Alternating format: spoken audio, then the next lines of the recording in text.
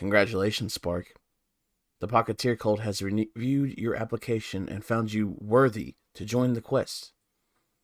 As a cult agent, you will uphold our most sacred belief. Anything and everything can and should be collected. Use the fingerprint and retinal scanner on the letter to confirm and pass us your identity.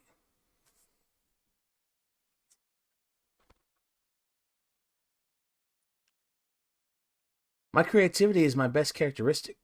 I have lots of unique ideas, and I feel I am the leader of my brothers, the main character of our story.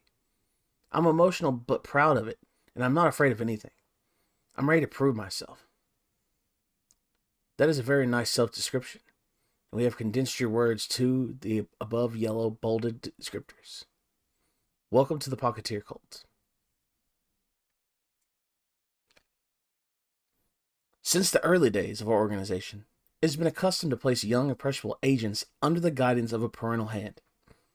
The origin of the mysterious organization is all but forgotten, but each of its members can be trusted to provide support with an open palm, guide with a prodding finger, and protect with a closed fist.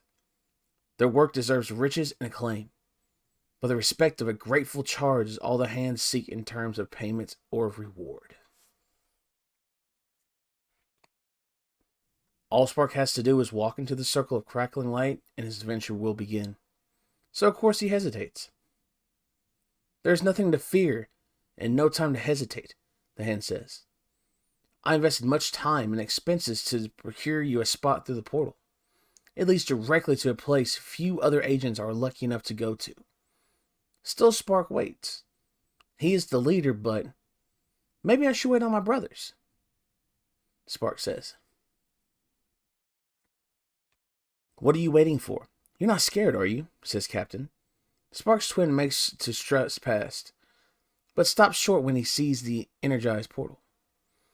Or if you're so big and brave, maybe you should fly through first, says Spark.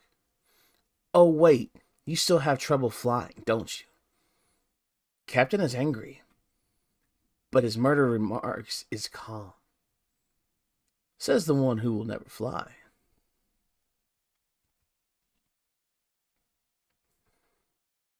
Follow the leader, says a squeaky voice from behind the twins, and their excited baby brother totters past, headed for the glowing portal. Glory may wait on the other side, but Binky just wants to go through because it looks fun. Spark recovers and darts past Binky before he can hop through. He hears Captain call after him. He steps into the light. Wow, look at him. What a leader.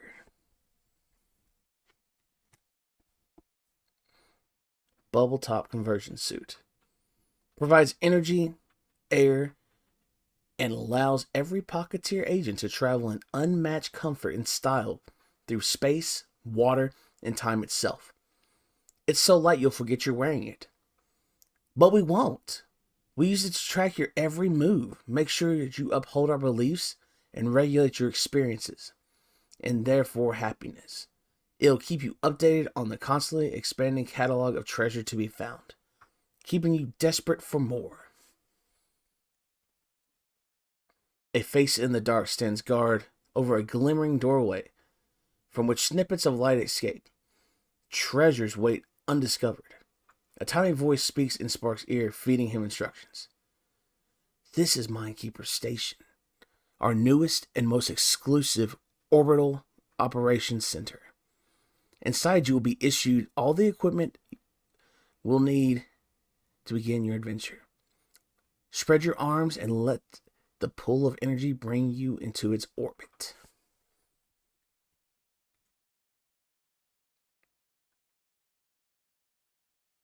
Any creature, item, location, or idea you discover is an essential addition to our catalog, and their acquisition should be pursued with the utmost vigor. Each unique unit should be contained in one of your standardized cataloging armored resource detainers, also known as cards. They link each unit's information to our ever-growing catalog and help you organize your collection.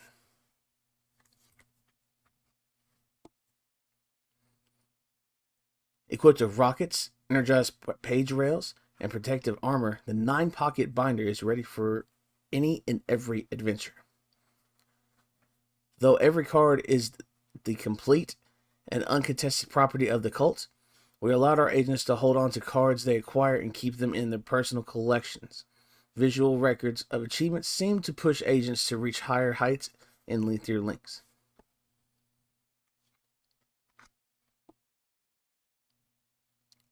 Those cards containing commons, easily captured, or weak units will have a circle badge light up in their bottom right corner. Slightly more desirable or uncommon units will feature a square badge, and the most powerful and valuable units will show a star badge. But regardless of the rarity badge they trigger, uphold your Pocketeer promise and collect them all. A booster is a randomized collection station that opens up a wormhole in time and space, connects to the surface of a distant world, and draws in anything within range. Though not as efficient as single-unit targeted strikes, these devices create a safe environment for the average agent to work in. Dock your binder, step aboard, press start, and the booster will fill and dispense your card frames.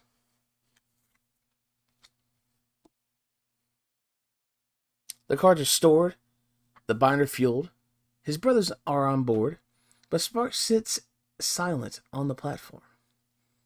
A triumph scene is unfolding in his eyes, and a voice in his ear is promising him great things yet to come if he can uphold his core beliefs.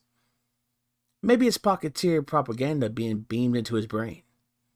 Maybe his active imagination is running away from him. But he decides right then he is going to be the best cult collector there ever was.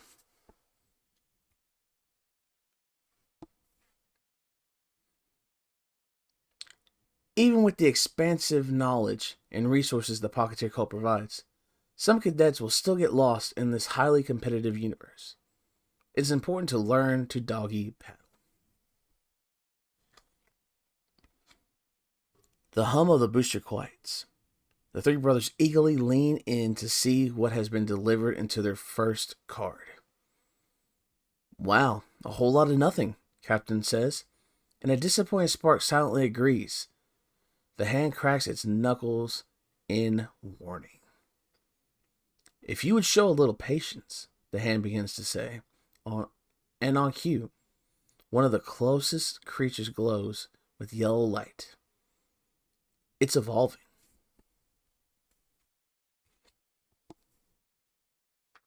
I guess it's okay, says Captain. Spark feels the same, but is able to hide it from the hand, which is flexing its fingers like it's warming up for a slap. I think it's pretty cool. The design is super sleek. I really like it. I'm grateful, Spark offers. Captain snorts and rolls his eyes. Spark ignores him, picks up the card, and carefully places it in a slot on the first page of the binder. So we can get on to the next, he thinks. Four-legged thing waddles forward through the geometric butterflies. An excited Binky launches through the window into the card. Hi, what do? You make things out of energy. Oh, cool. What's your favorite color? All of them? How do they fly with wings like that? As Binky engages, Captain pointedly yawns. Why can't you two enjoy things like your brother? Every card should be respected, the hand says.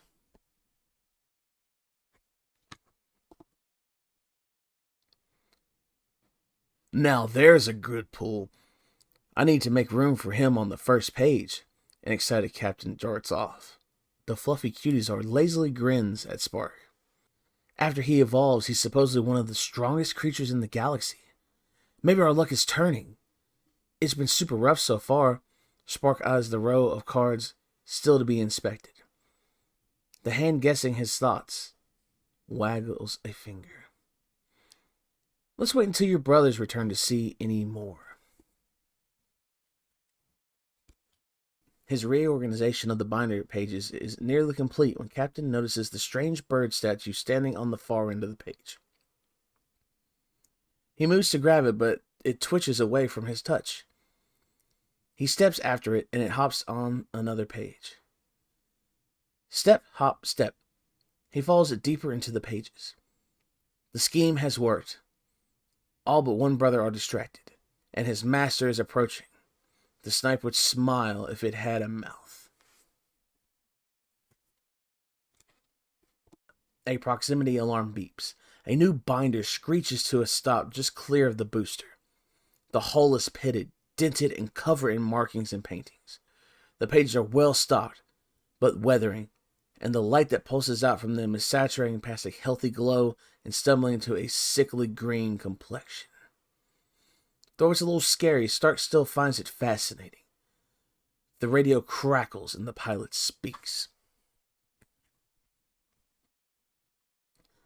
"Hello there, Pocketeer.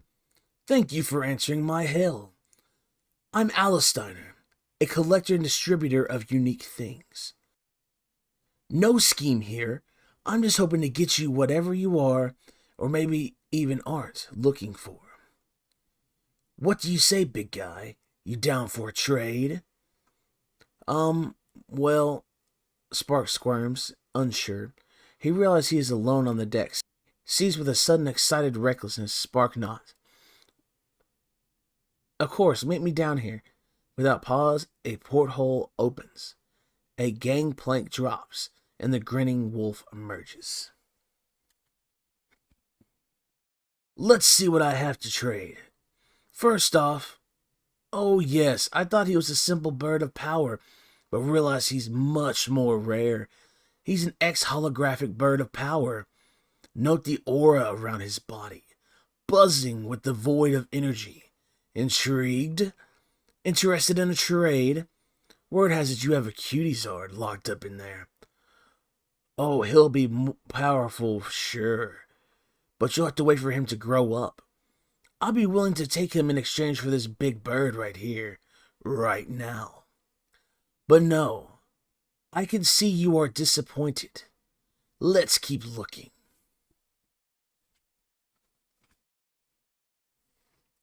Ask yourself, Spark, are you trading because you want the card, or because you want to trade? Asks the hand as it glides to block Alistair. "I see through you. You're an opportunist, a villain. Don't argue. Go back to your ship. We're not interested." Alistair smiles mockingly. "You see through me? But you don't have eyes."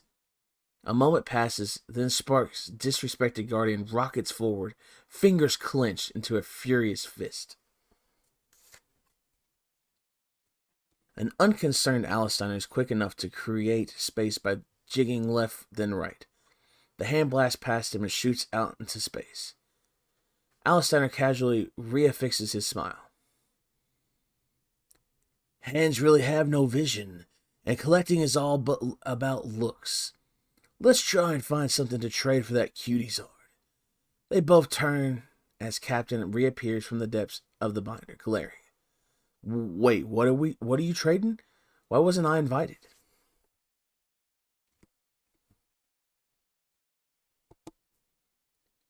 "Wow, is that a Rhinocchio?"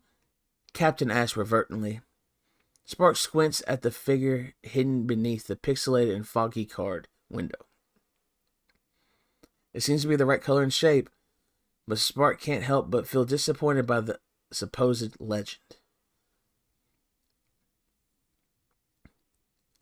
"The static shield is a modification I added," Alistair adds quickly. "It's extra protection, so it actually increases the card's value. Nice, right? So do we have a deal? This guy for Cutiezard?" Powerful cards are not easily gained from booster packs, so specifically formulated chase cards can be purchased directly from the cult.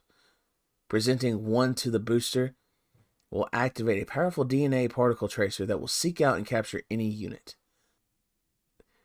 Ridiculously expensive though the technology is, the hand is grateful for its existence. Having witnessed the most recent offer, the hand has determined the perfect expensive gift that will distract the boys from their dangerous new friend.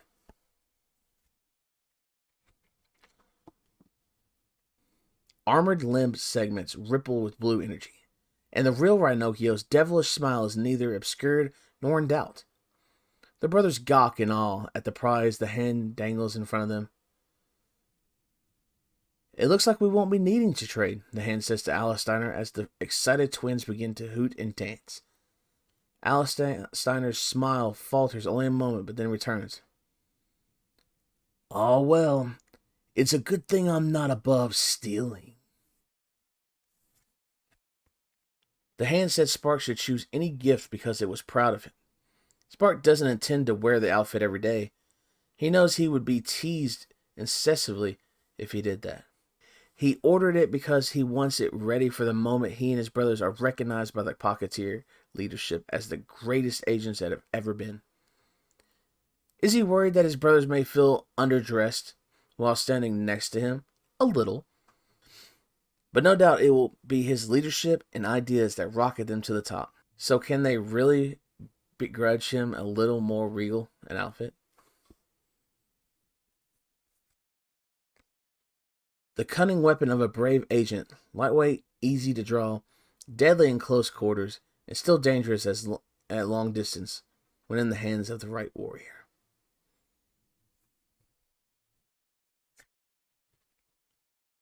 The armor is not only functional, but a thing of beauty. The surface detects energy blasts and dirty fingerprints alike, and the plates are so light and fitted that he hardly notices he is wearing them. It's true. Captain only wants more expensive gifts than his brothers. But as he explained to their guardian, it's important to always have the best gear. Adventure is dangerous.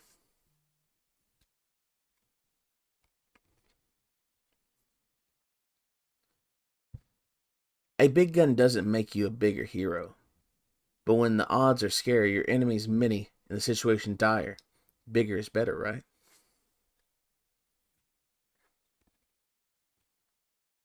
Cadet Fret, your application to join the Sound Corps has been accepted. As a member of the most special of the Pocketeer Special Op teams, you'll be responsible for collecting and curating musical numbers and songs for your assigned agents. In order to uphold the core Pocketeer beliefs that anything and everything can and should be collected, our agents must be blissfully oblivious to everything outside this reality we have created for them. Your song selection will help keep them compliant and focused. Commence immediate training. Brat's helmet has only the one circular window for him to see out of, so he is stumbling as he makes his way through the crowded street. The big city is scary for someone who feels so small. Fret kicks his triangle again as he shuffles along. It's his only instrument, and he's brought it as instructed. But he chides himself for never mastering something more respectable. Making his way to the street corner, he finds his instructor is already waiting.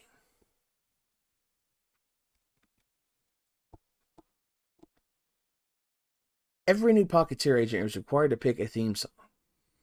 Repetition strengthens indoctrination, so the tune is broadcast every morning to set the tone of the adventure to come. Collected by theme soldiers, special operatives specifically deployed to find catchy and inspiring musical pieces. Playlists like the one below are an easy and fun way for recruits to select the sound of their subjugation.